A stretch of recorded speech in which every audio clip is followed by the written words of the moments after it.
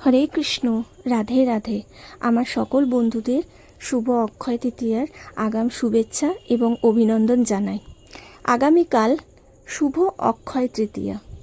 অক্ষয় তৃতীয়া কথার অর্থ হলো যা কিছু অক্ষয় কিংবা অমর হয়ে থাকে।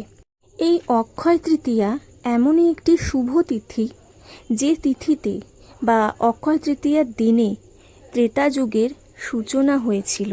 ভগবান নারায়ণের ষষ্ঠ অবতার পরশুরাম এই অক্ষয় তৃতীয়ার দিনে ত্রেতা যুগে এই ধরাধামে এসেছিলেন। এই দিনেই মাতা গঙ্গা এই ধরিত্রীতে অবতরণ করেছিলেন। বৈশাখ মাসের শুক্লপক্ষের অক্ষয় তৃতীয়ার তিথিতে মহর্ষি কৃষ্ণদ্বৈপায়ন বেদব্যাস মহাভারত রচনা করেছিলেন। তিনি মহাভারতের শ্লোকগুলি মুখে বলেছিলেন এবং শ্রী সিদ্ধিদাতা গণেশ তা লিপিবদ্ধ করেছিলেন। এবং এই অক্ষয় তৃতীয়ার শুভ তিথিতে মাতা পার্বতী ধূমাবতী রূপ নিয়েছিলেন। আবার এই শুভ অক্ষয় তৃতীয়ার তিথিতেই শ্রীকৃষ্ণ তার সবথেকে প্রিয় সখা সুদামার গৃহে গিয়ে সুদামার দেওয়া শুকনো চাল ভোগ গ্রহণ করেছিলেন। এই জন্যই অক্ষয় তৃতীয়া বিশেষ তিথি অর্থাৎ শুভ তিথি নামে পরিচিত।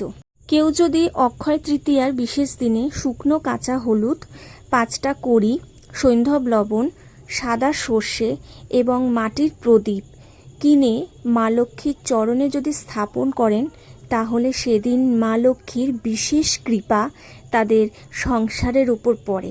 মা লক্ষ্মীর আশীর্বাদ পাওয়া যায়। ওই দিন কেউ যদি একটা শুদ্ধ লাল কাপড়ে 1 টুকরো হলুদ, 5টা কড়ি এবং একটা 1 টাকার কয়েন সেটাকে পুটুলি হিসেবে বেঁধে যদি মা লক্ষ্মীর চরণে স্থাপন করা যায় তাহলে সেই দিন মা লক্ষ্মীর কৃপা থেকে আপনাকে কেউ রুখতে পারবে না। তবে তার সাথে সাথে মনে রাখতে হবে তিনি হলেন বিষ্ণুপ্রিয়া। তিনি হলেন শ্রী বিষ্ণুদেবের ঘরণী অর্থাৎ গৃহিণী।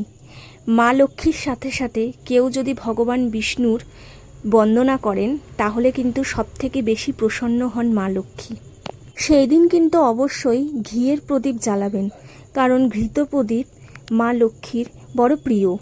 যাই হোক বন্ধুরা, আমার ভিডিওটি যদি ভালো লেগে থাকে তাহলে তোমরা কমেন্ট করে জানিও। আর অক্ষয় তৃতীয়ার বিশেষ দিনটা তোমরা খুব ভালোভাবে কাটিও। সকলে সুস্থ থেকো, ভালো থেকো। আজকের মতন ভিডিওটি এখানেই শেষ করলাম। রাধে রাধে। হরে কৃষ্ণ।